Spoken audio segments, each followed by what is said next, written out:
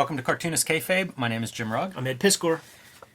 And Cartoonist Kayfabe is brought to you by the comics that we make. Ed Piskor's Red Room Trigger Warnings and Red Room The Antisocial Network are in stores now. These are collections of the first 2 seasons of Red Room. Each book contains 4 complete contained stories that can be read in any order, along with a lot of cool back matter. So whichever book you encounter first is the perfect place to start with Red Room. Hulk Grand Design Monster Madness is in comic shops now. It's a retelling of the 60-year history of the Incredible Hulk, and the collection will be an oversized treasury fluorescent green collection in early 2023. Pre-order that one now if you want to make sure that you get a copy of that book and Street Angel Deadliest Girl Alive, 8 complete full-color stories of the homeless ninja on a skateboard. Back in stores now, back in print from Image Comics, so pick that up next time you hit the comic shop. Today we're going to look at Frank Miller Presents, their $1 sampler ash can edition, where we preview Ronin Book 2 along with some other upcoming publications, I guess, from Frank Miller, the publisher. And Ronin Book 2 is going to be drawn by Philip Tan, who we've talked about on the show in the past. We know that he watches the show, and he sent us a couple of drawings. As I don't know if these are from Ronin, but definitely beautiful artwork, and it feels like it's in line with what we're seeing in this preview. Yeah. And man, these things are stunning. Part ink drawings, you know, your black and white pen and ink, but then also this shaded pencil, and you can see kind of like the broad side of the pencil. We often talk about that for shading. You can see that at work. And you know what's really hard? Making pencil and ink work together on a page. Yeah. These look nice. Yeah, it's incredible. Like look at this one, even having like hatching with the pencil. Very cool. On there, and it really and I feel like, you know, channeling some of the Miller Ronin isms with some of the cross hatching and stuff in these, but beautiful pieces, man. The guy can draw. Yeah. So as I said, the Ronin Book 2, Frank Miller is writing it, created, written, and layouts by Frank Miller, pencils by Philip Tan, inks Daniel Henriquez, and John Workman on lettering, longtime letterer. And you can see kind of like the statement here of Frank Miller's mission statement starting this publishing imprint.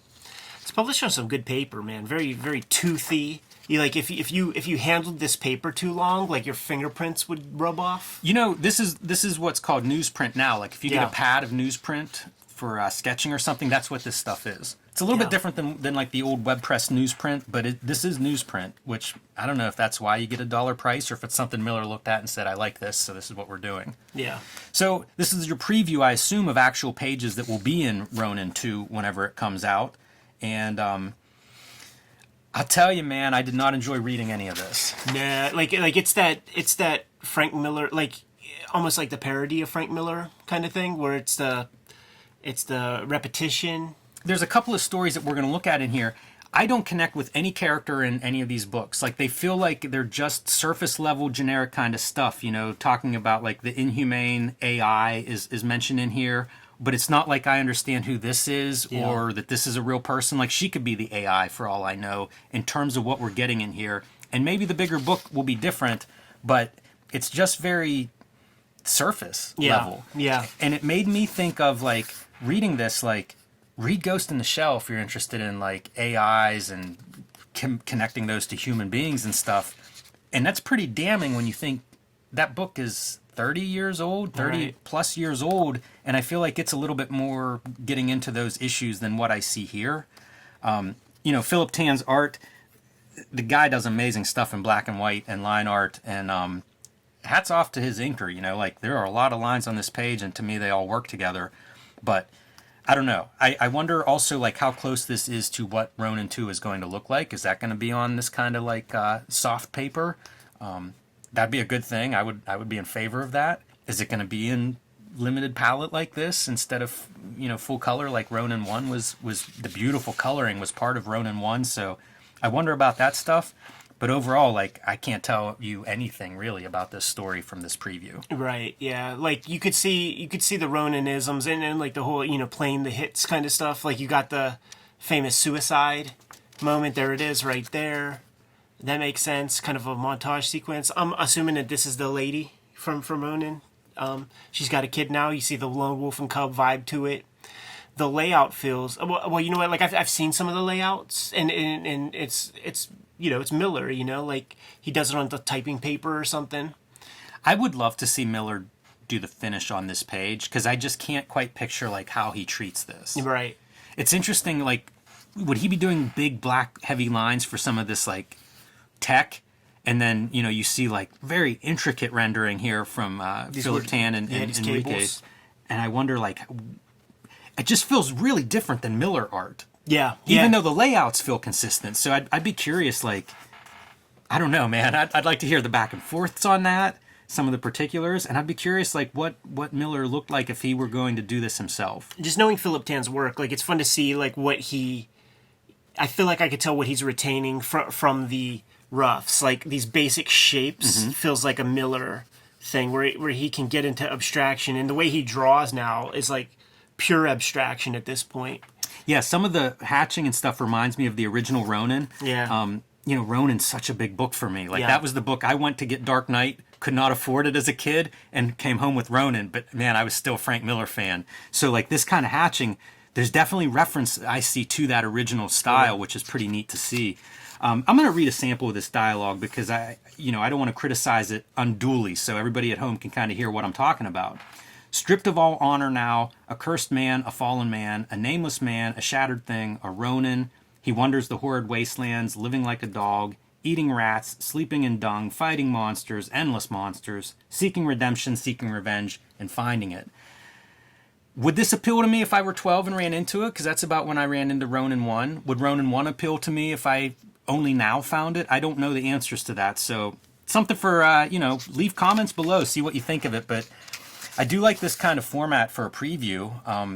I wonder if a lot of publishers would be afraid to do this kind of stuff. Like, let's preview the books that everybody's coming up with, because I think a lot of them, that would be about as much money as you get from me. Right, yeah, no, I was at the Kubert School whenever Dark Knight Strikes Again came out, and everybody who laid eyes on pages had to sign NDAs. They did not let that information out. And this stuff, we'll eventually get there in Wizard Magazine, where they have the previews. Well, maybe we won't. Maybe we won't go into the hundreds, But the imagery that you see in Wizard Magazine, it looks like Sin City imagery of the highest level.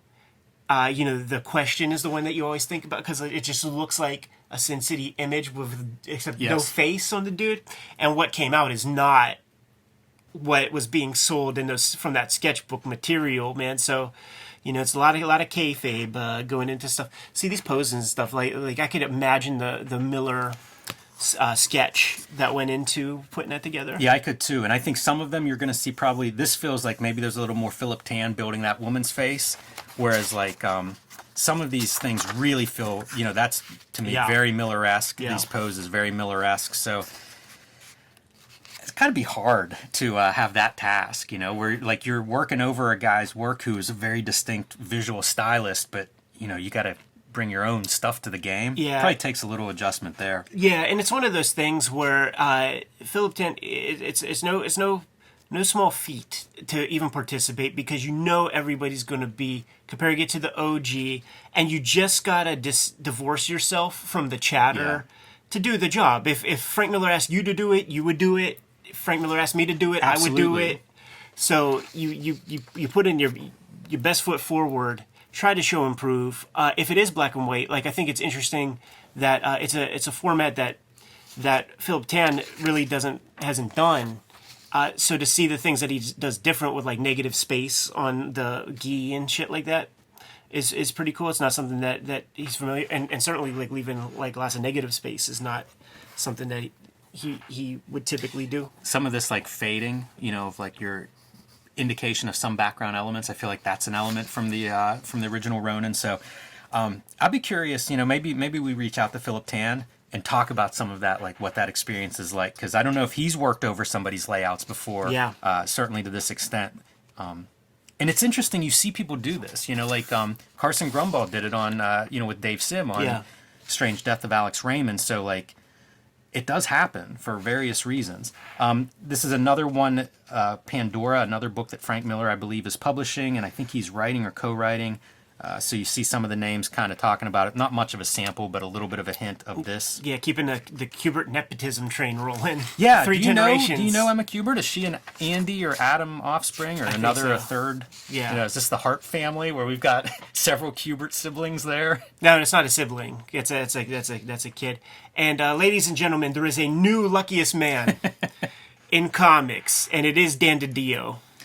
All right, man. So I didn't read this, by the way. I did read this. I'm sorry. And I'm gonna say some stuff about the writing here that kind of parallels what I said about Ronin. It's so freaking vague. It's kind of a fun concept where like there are two races at war and they're going to decide it by sending one warrior each to represent the races. This war's been going on forever. The planets are, both civilizations are on the brink of collapse. But of course the warriors are very honorable. It is such a like, I was reading it and I'm like, is this like a post-World War II kind of presentation of war where it's very much this honor and, we're not seeing any of the side effects of war. We're being told all the civilizations are struggling, but you're not seeing any of that. And I mean, how many pages have I flipped here where this is all we're talking about is this big showdown that they're heading off to. And on their way, they find out that both of the ships are armed with like a destruction button. So once you win, then you get to kill like the entire, like explode the other planet or whatever. And of course, both warriors are like, well, that's not honorable. You're fighting a war to the death with each other. And I don't mean with these two. I mean with like a civilization against a civilization. So what did you think the outcome was going to be in this war that you've been engaged with forever? Really odd and peculiar.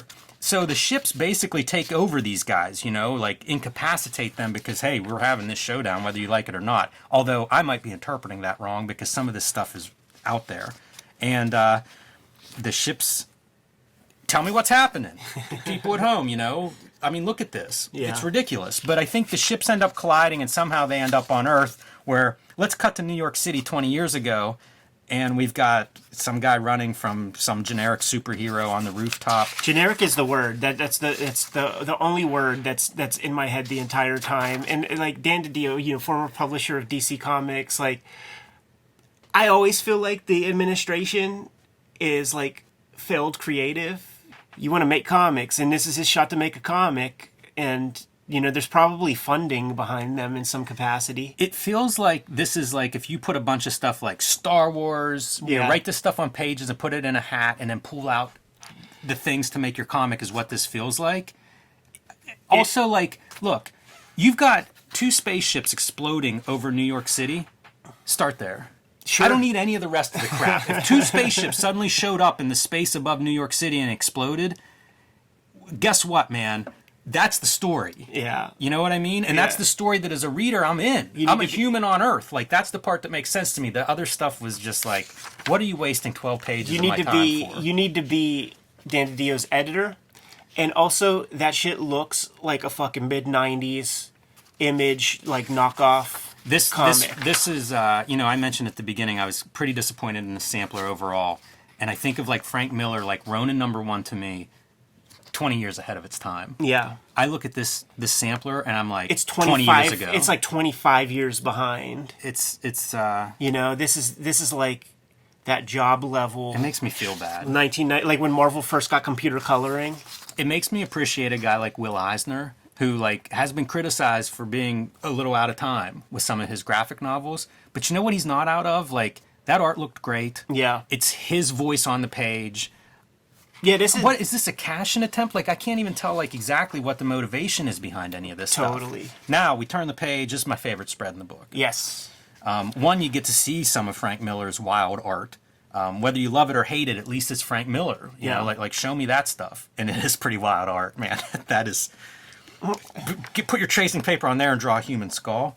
But Manera doing Sin City. Yeah, so there's going to be two genius. Sin City books? Is that what we're talking, or is that just a pinup? I assume that's a book, but I could be wrong. But man, I hope it's a book. I fucks with that. And dude, like, I think we're getting a glimpse of Marv's heritage. Look at that nose. Look at that brow, dude. Yeah.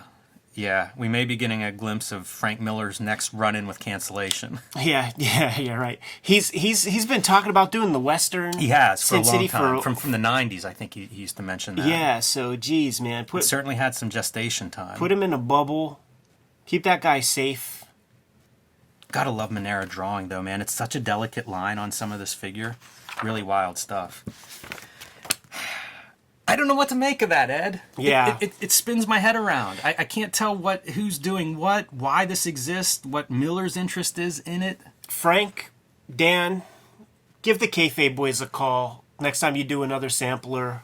We'll be your editors because you could use some help at this level. I'm curious, I guess if that's what it's supposed to do, it certainly raises the bar on that. I am curious to see what one of these things looks like in person. Yeah. Yeah. And I want more of these samplers, not just from Miller, but from anybody. Like, this is a really cool format. I don't know how they do it for $1. This must be a loss leader. Totally. Absolutely, man. Absolutely. But weird book. Yes. Shouts to Philip for drawing those pieces for us. Absolutely. Yeah. Them shits are cool as fuck. Very, very nice.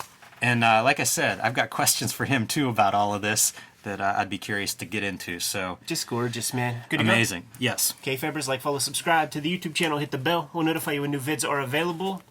Jimmy, tell the people what's out there, man. Street Angel Deadly Squirrel Live is back in print from Image Comics. Get that the next time you hit your comic shop. Hulk Grand Design Monster Madness, also available now in comic shops everywhere, with the big treasury-sized edition coming in early January 2023. So pre-order that one if you haven't already. And join me on patreon.com/JimRugg, where you can see a lot more of my art and comics, including a recent PDF of all of my freelance covers with notes on how I made them. Red Room Trigger Warnings, Red Room The Antisocial Network, trade paperbacks are in stores today. Murder on the Dark Web for Fun and Profit is the name of the game. 4 complete stories in each book, 70 plus pages of extra material in each that you can't find anywhere else. And on my Patreon today, patreon.com/EdPiscor, there's more than 300 pages of comics up there. Put up new strips every week. $3, like I said.